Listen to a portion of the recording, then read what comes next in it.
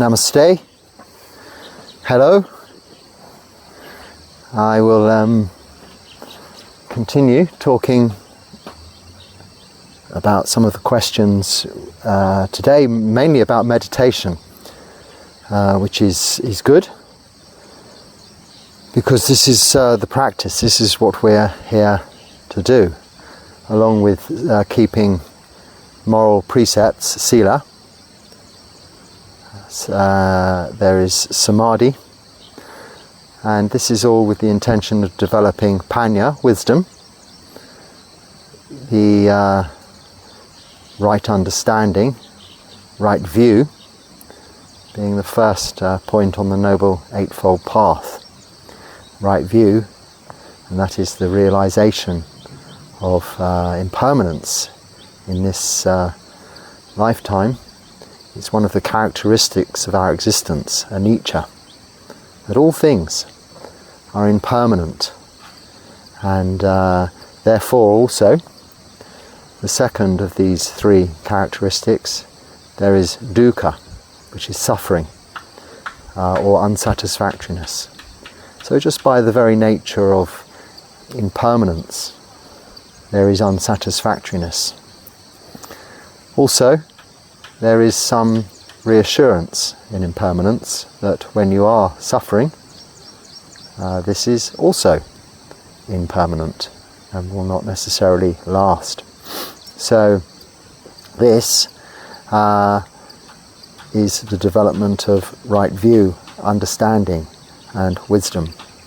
The third of these characteristics of our existence is, in the Pali language, anatta, not self. Not no self. The Buddha did not say there was no self. Of course, there is something recognizable, cognizable, which is what we perceive to be us, but what it isn't is ours. If we are attached to it, we cling to what we perceive to be ourselves, that is our personality, our name, our nationality, our career, job, sex, age, health status. All of these things are the result of causes and conditions that surround us, and not always by volition. Sometimes we have some say in that, sometimes we have control in that. We certainly have say and control in terms of our actions of body, speech and mind, which is why sila, moral virtue, is so important, because by keeping adherence to a virtuous lifestyle, keeping just simply 5 precepts of no killing, stealing, sexual misconduct, lying or taking intoxicants, then we are doing no harm to ourselves or to others.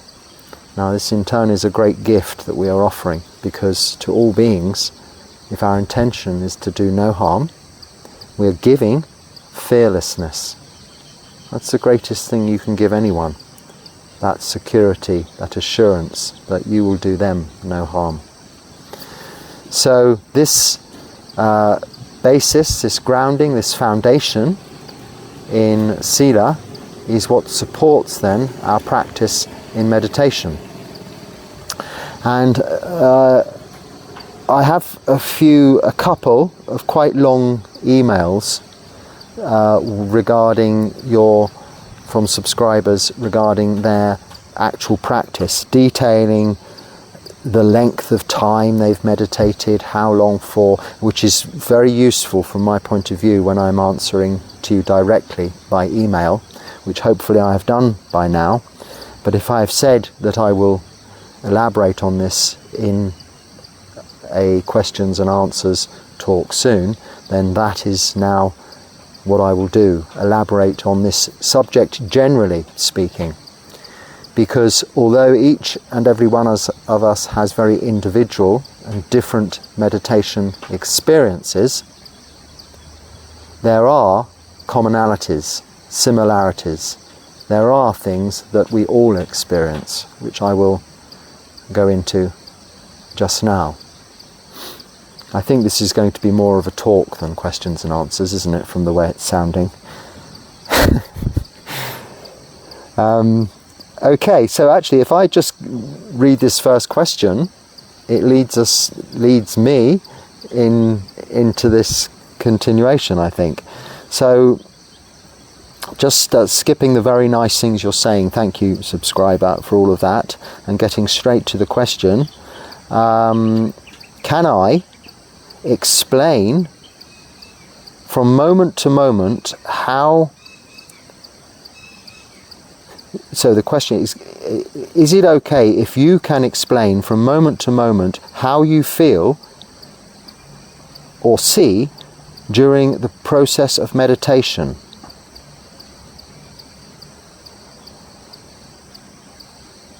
Like if you can tell us while you are practicing it. Oh, I see. So I think you might be referring to I put a quick video of sitting over there, of just sitting in meditation. Well, that was just not really planned. So there are guided meditations every Friday. Now, if I was to sit practicing meditation, describing it, then I wouldn't be meditating. Similarly, when I'm giving a guided meditation, to some extent I'm meditating, but only to a limit, because I have to try and remember to say something and guide you. I can't narrate my meditation. Now, all of our experiences during the meditation process, moment to moment, repeating what I've just said, are very different. However, there are similarities. Now, one of the very best ways to get a summary, an idea of the meditation process, is from the Buddha's words himself, as the Buddha in the suttas describes on many occasions. And one very quick and succinct, simple way to find something of that nature, yes, it's on, is the Anapanasati Sutta. Even in the chanting form, it describes how just watching the breath from moment to moment, he describes the stages that one goes through in quite some detail and very beautifully. So that would be something I would draw your attention to. Listen to it, read it, or chant it. I chant it occasionally. If you look in the titles of the live chanting and find Anapanasati Sutta, on the last occasion it was chanted in both Pali and English. It is there. That is a description. But, as the Buddha taught, we are to experience this for ourselves. This isn't something you can learn from a book. It's like swimming. You don't buy a book, however big, however much reading you do about swimming, however much your technical understanding of buoyancy, biology, of physics, chemistry, any subject matter, this is not going to enable you to swim. If you had a PhD in swimming, it would not enable you to swim. The only way you can learn to swim is you jump in the water. And you jump in at the deep end, and you will drown or you will swim. This is how you learn to swim. This is how you learn to meditate. But with meditation, you will not drown.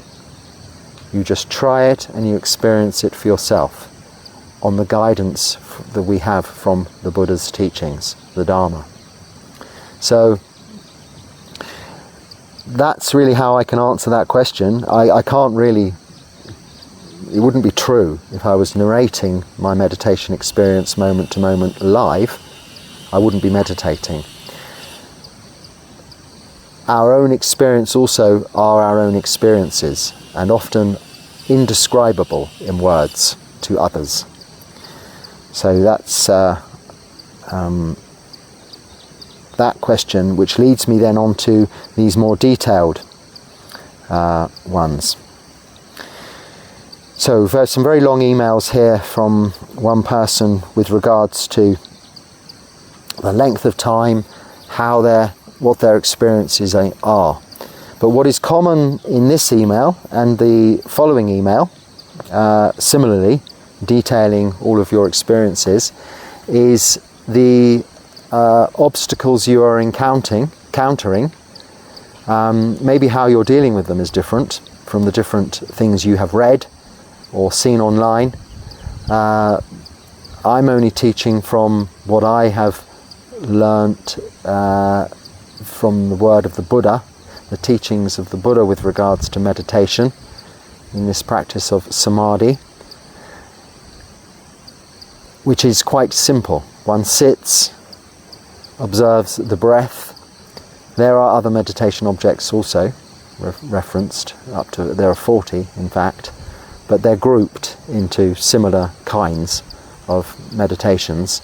Anapanasati, mindfulness of the breath, comes into that, and it is quite well known that this is the method the Buddha was using as he attained to enlightenment. Or actually, during his sitting, he recalled his use of anapanasati meditation as a child, giving him immense joy, as described in that Anapanasati Sutta I've just referenced. And that is by very far the best instruction and guidance that I have found to be useful for my own personal experience as a meditation object, mindfulness of the breath. So using that for the example, just to sit and observe the breath. This is all you need to do, nothing more. Now, someone coming from this background of the Zen tradition is asking that he was to sit with his facing the wall with his eyes open. I can't do that because the sun is there, staring at the wall, and he was described it as a wisdom developing practice. Okay, the Buddha taught Sila, Samadhi, Panya, the Noble Eightfold Path. Sila, moral virtue, like I've just described.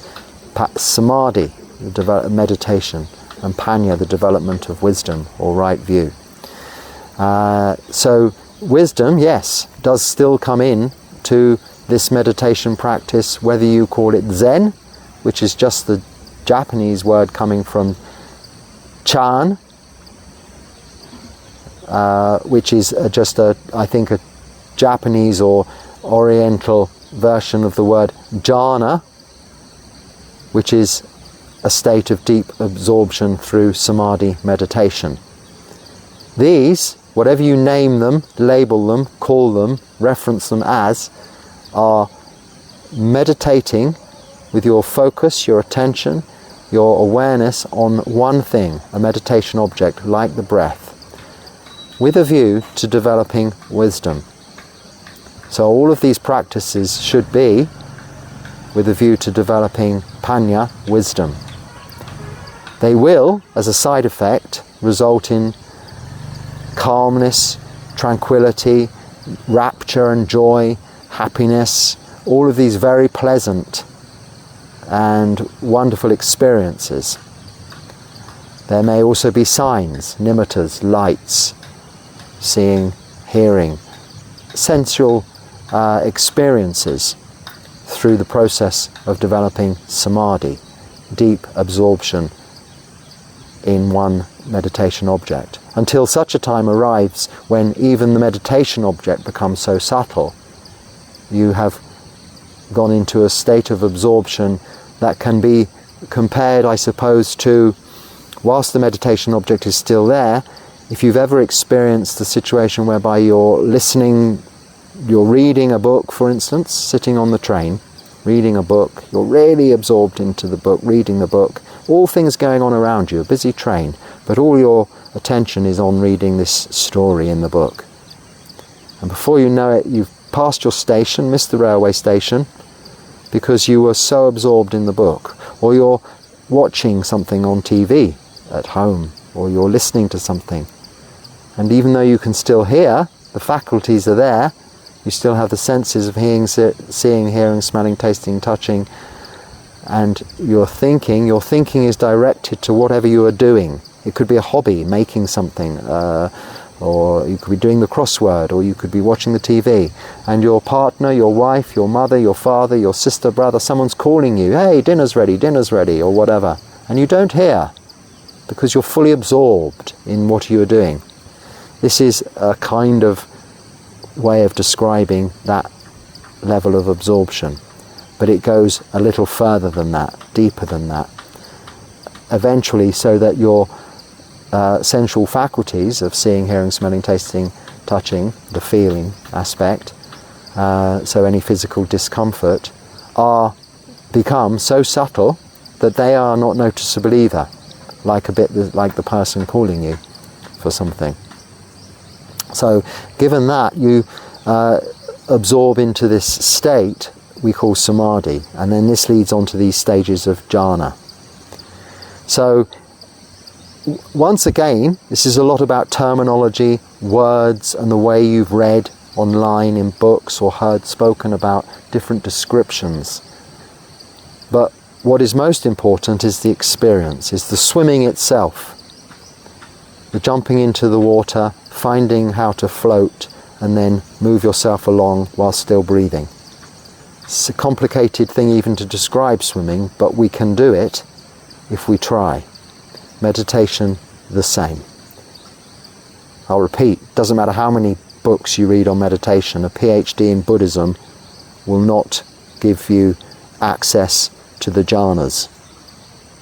It may help you understand what's happening when you get there, but it could very well throw you straight out again, because you're then thinking about what you're experiencing rather than just experiencing it and becoming absorbed in it. So, part of your question was that, does it develop wisdom? Well, yes. The whole practice is to develop right view, the first point on this Noble Eightfold Path. Your first part was of this, which is a little bit of an aside, but I'll cover it just quickly, is that you feel that you've become a bit lazy at work. I think I've had this question before about work. In the Noble Eightfold Path there is also right livelihood. That's the main thing. As long as you have right livelihood, so you're not selling alcohol or drugs, you're not making guns or selling guns and ammunition for killing, or you're not killing animals for food yourself, so working in an abattoir. As long as you have right livelihood and you do your job diligently, you do enough for what you're paid for, that's okay. If you're just lazy and you're skiving, you're not doing the work you're paid for, then that is taking what's not yours. Someone is paying for your time, but you're not giving them the time. That's the same as stealing. So I don't know exactly what you're doing there, but it's not sila if you are shirking, avoiding your responsibilities. But as long as you're doing what you're paid to do, and usually you have a contract, even if it's just verbal, and you know what you're supposed to do, then this is all you need to do. Your job isn't the most important thing. It is very important. You need to pay for food, shelter, clothing, support your family and yourself, but that is enough. If you have aspirations to move higher in your career, even so, it isn't always necessarily useful to overdo it, to do too much in the role you're in. Because if your employer isn't similarly virtuous to yourself, he may take advantage of that. Well, why promote this chap? He's doing all the extra jobs for the same money as someone on his grade. Why am I moving him up to another grade to pay him a lot more? He's quite happy there. So it's a fine line between doing enough diligently and skiving, shirking, cheating, avoiding your responsibilities. So only you know that, and that's to do with meditation, because if you're not doing it correctly, if you're not performing if you're not taking your responsibilities seriously, and you're cheating your employer, then you will suffer as a result of bad action. Because all of our actions we call karma have results we call vipaka. And one immediate result you will find is in your attempts to meditate, to develop these states of jhana, absorption or samadhi. If you aren't leading a moral, virtuous life, if you're not keeping the precepts, this will be very difficult, if not impossible, to do. And then also you ask,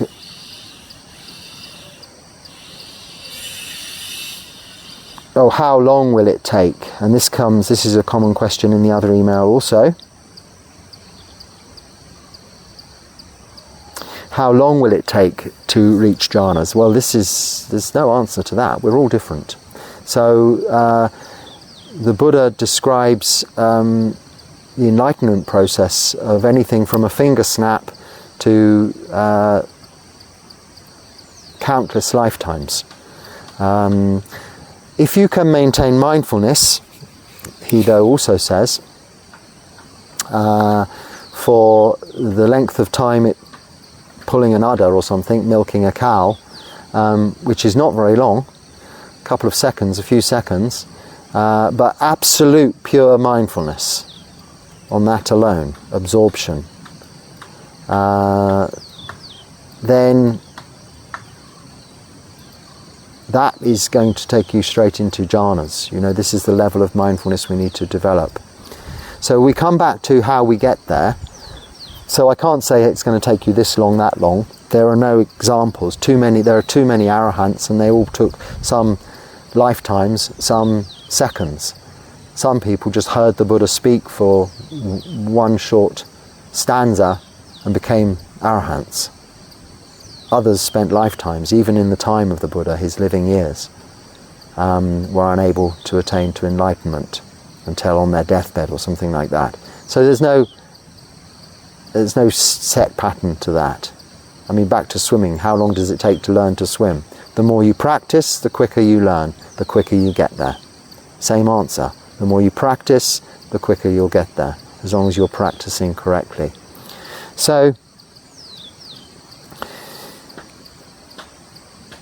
yes, and then also you are taking the opportunity on Upasthana days, and actually this answers another question. Oh, ants.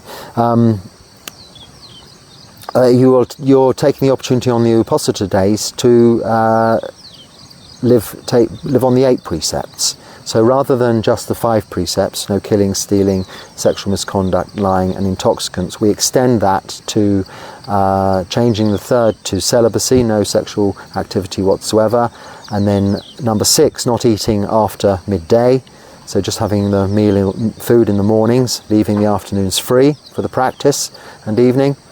And then number 7, we have no entertainment, no beautification, none of this getting ready, dressing up. Just wear simple clothes, be clean, tidy, that's enough. You're not there to impress anyone.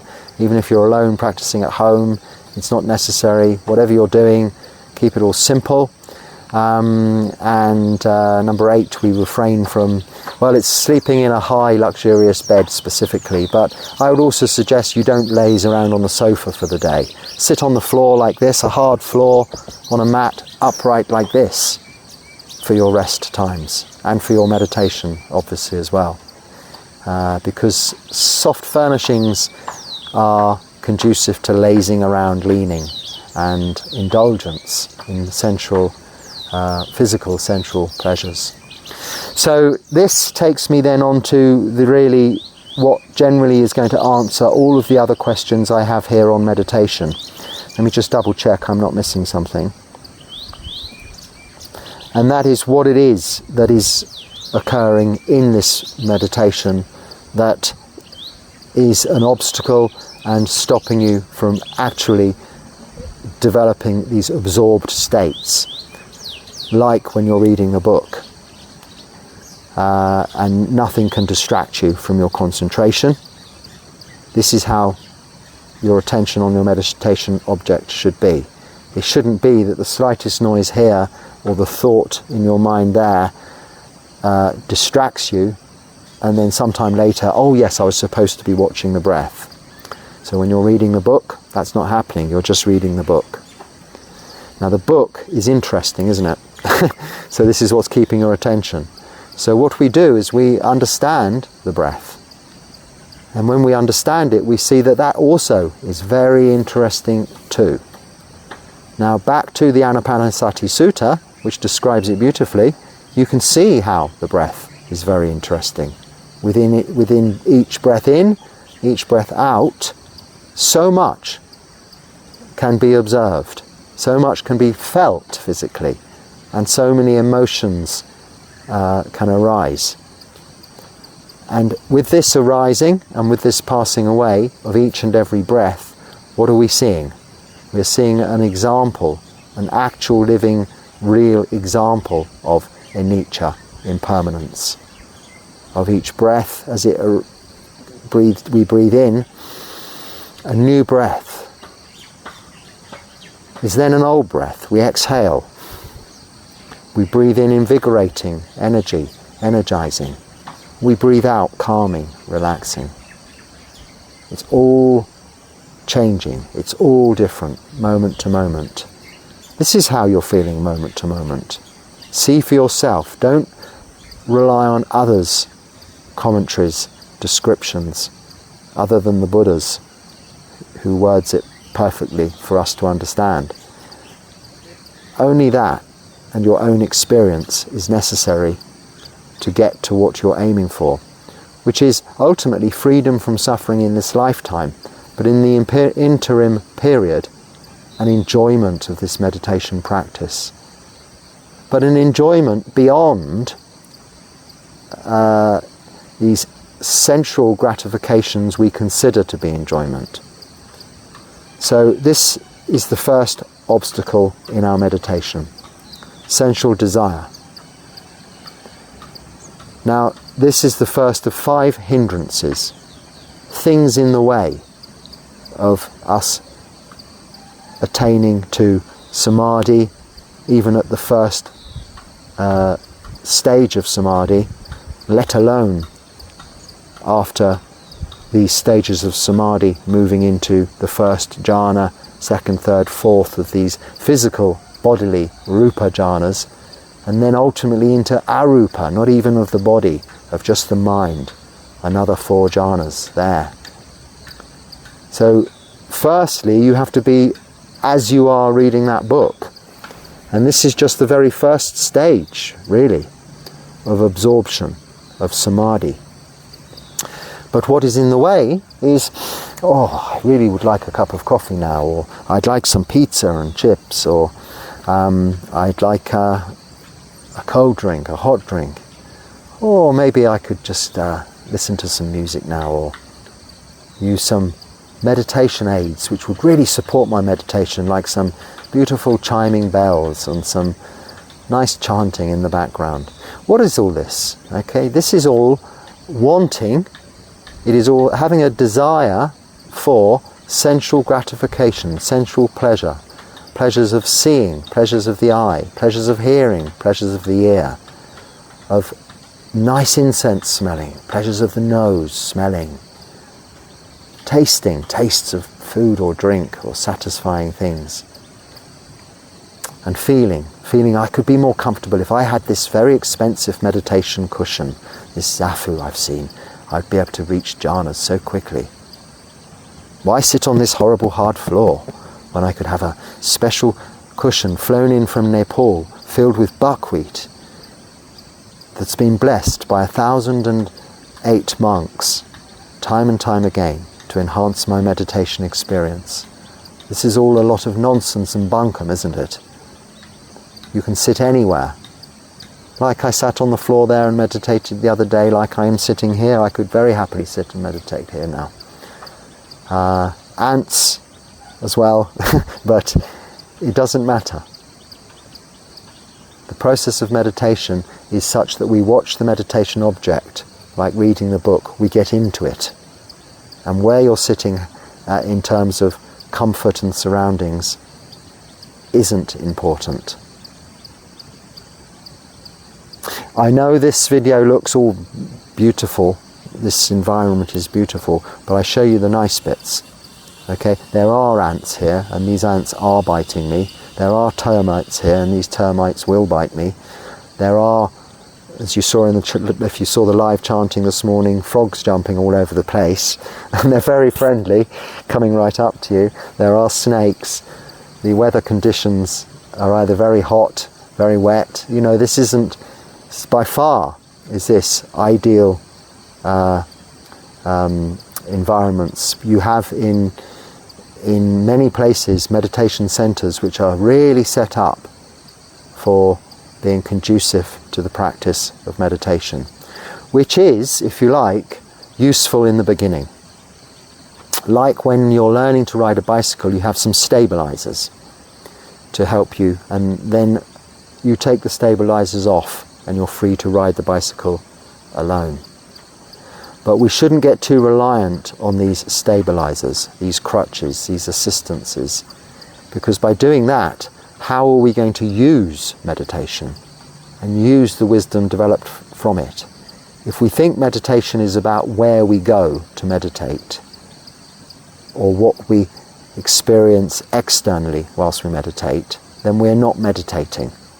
We're just putting ourselves, our seeing, hearing, smelling, tasting, touching and feeling, in another environment to see, hear, smell, taste, touch and feel different things.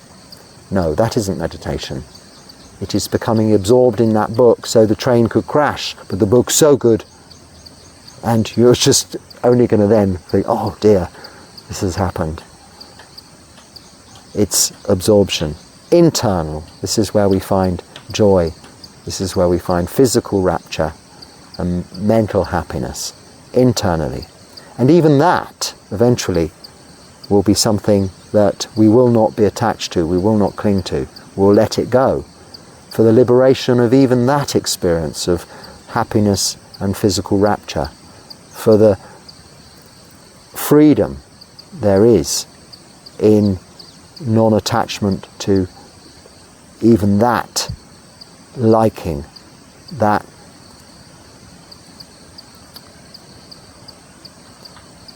holding on to sensual gratification. So sensual desire is one of the strongest and most interrupting influences and hindrances to our practice, in that there's always something that could be better that we want. Don't let it fool you, because whatever you do, you'll want more. So wherever you sit, just stay, and that's it. You've begun your meditation and determined not to move, not to seek other things, and don't plan it too much.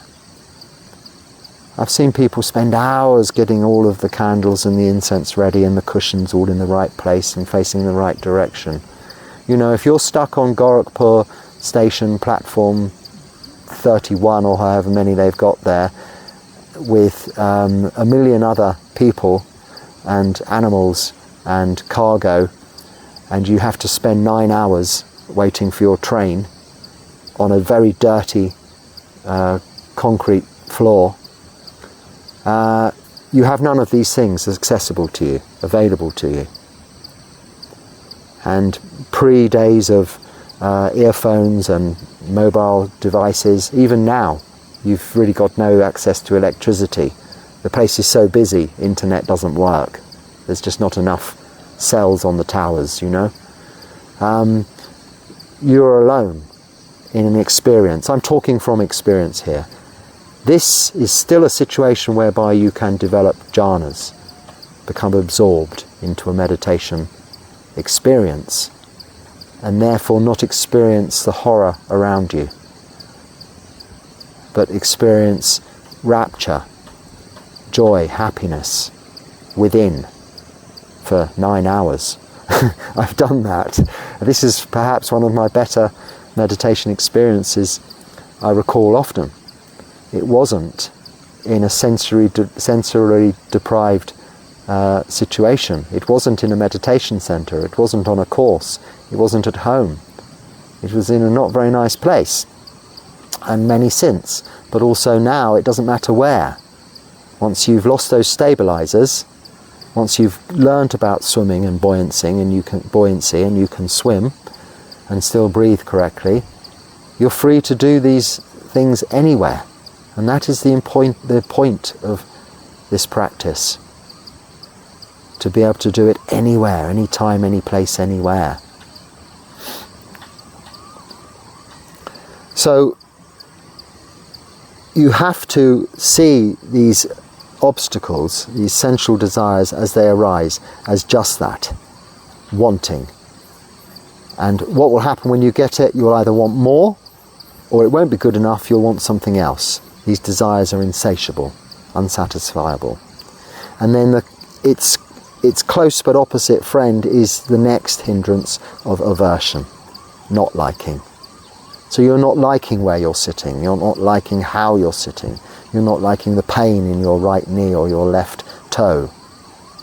Just see it as just that. Now I should skip a little bit more quickly through these now, because I think time is getting on. But the third is tiredness. Now I have covered these in videos called 5 Hindrances that you can search and find, even if not by me, many others have, but there are on this channel also.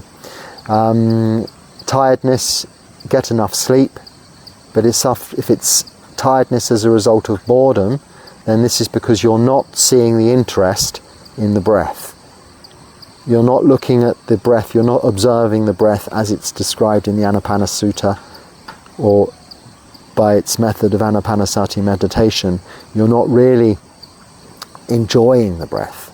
When you enjoy the breath, it's very awakening, very invigorating, and tiredness won't be there.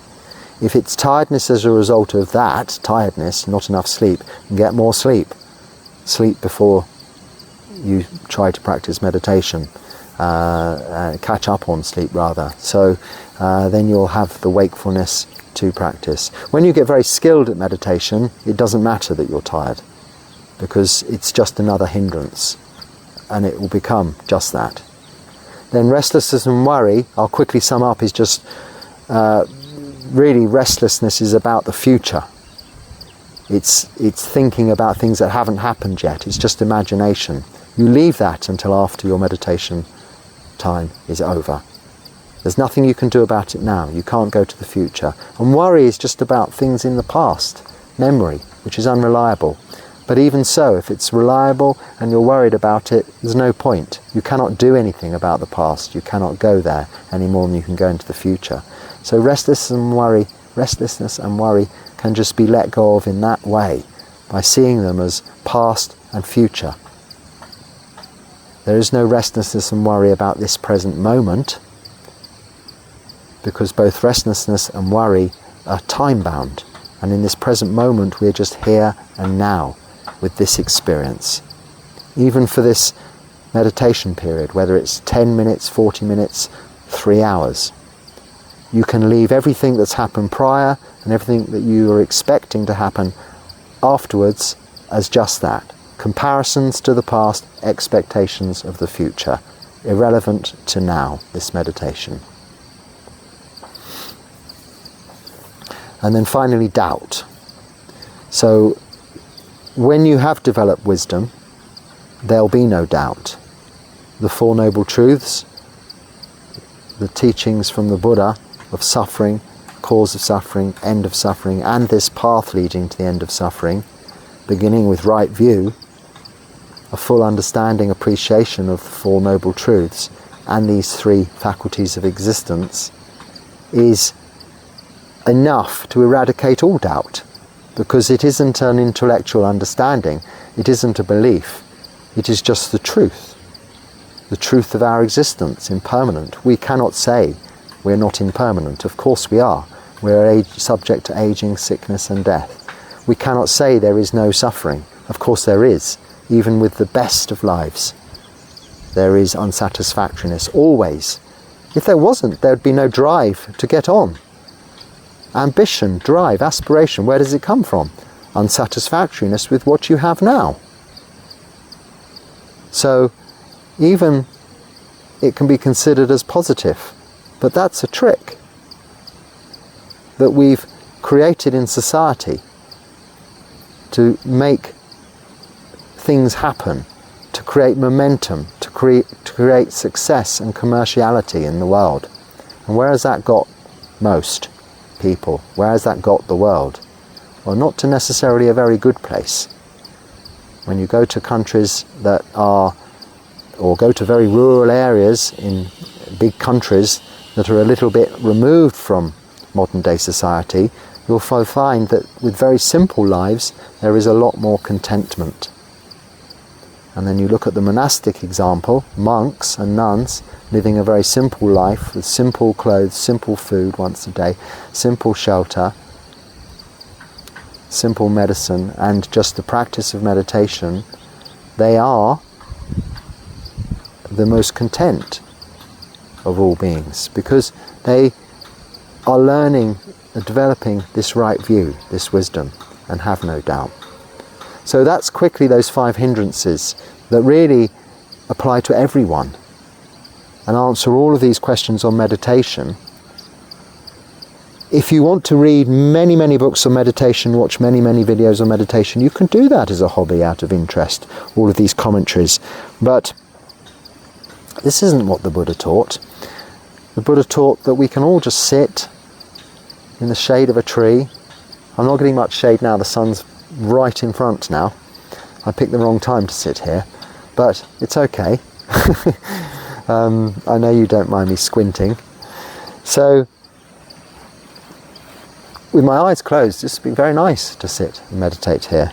But I'm not sure how long I've spoken for now, probably already too long. I should leave... Yeah, I think I shouldn't go into any more questions there. So, let me just see if there's a major point on any of these I didn't cover. Yes, the 8 precepts, that was what I was going to say. So these 8 precepts you could take on one day. Certainly in Thailand, the lay people there on the full moon and new moon days, and also the quarter moon, so halfway between those when the moon is just a slice. So they take 8 precepts, often go to the temple, stay there for the day and take the 8 precepts. Now, if you're not there, then society isn't geared up to that. In Thailand, workplaces are geared up to that, shops, opening hours are geared up to that, the whole society, the country is geared up to that. Weekends, holidays, everything revolves around those days. But if you're, even if you're here in India, it doesn't work that way at all. So the Uposatha coming up is on Thursday, the full moon, while most people are at work. So if you want to do that, just do it at the weekend, closest to the full moon, closest to the new moon. And in the beginning, that is enough. Even if you're just doing it once a month, maybe one of the Uposatha falls on a weekend, take it as your day to keep the 8 precepts. And that's a really good thing to do. And the Buddha recommended it too. And you have a routine. This subscriber who wrote this email has a routine, much the same as my own routine, or a monastery or a meditation centre's routine. Yes, where you get everything done in the morning as far as eating is concerned. You don't eat in the afternoon. But it doesn't matter. You don't have to be so specific. Still adapt towards your family's needs and requirements and your duties, but find a little extra time to meditate. But most importantly, explain to your family that they don't have to do this, but this is what you are doing today. You're keeping these 8 precepts. Don't wait until halfway through the afternoon someone's offering you a plate of food and say, oh no, I'm not eating in the afternoon today. Explain it beforehand in order that they can accommodate your needs, well, very much a lack of needs. You should be of no extra burden to anyone else. If ever your practice is troublesome to others, you're not practicing correctly. It's not right action. You should be minimalizing your impact on society, becoming invisible, integrate into society in the way that monks do, so as they're not noticed. They're hard to find. Oh, where are those monks? We don't ever see them in the afternoon. No, because they're just meditating under a tree or in the forest, away, out of people's way. Just going out once in the morning to collect their food, and that's all. So integrate yourself into your family and your society with your routine, but don't make it obtrusive. They don't even have to know about it if you go about it in the correct way. But you'll need to explain the eating part of the 8 precepts. Just that you're not eating this afternoon. And let them know when you're meditating, or find a room where you can't be interrupted. So the sun is telling me it's certainly time to call this, wrap this up, or whatever you'd say. Hope there's something useful in there, and I hope I've managed to address some of the issues in these questions. And if not, then please just make another comment, another note, if I need to clarify anything. And if there's something useful in there, please use it. And if not, don't let it bother you. Just let it go, and don't worry about it, or think about it. Don't let it bother your mind, or anyone else's, for that matter. Okay.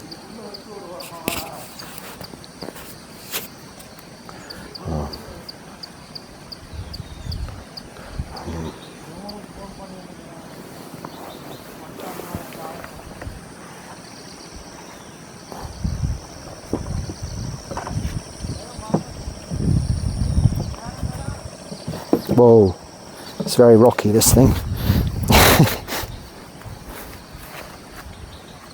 I think the termites have got the better of this platform now.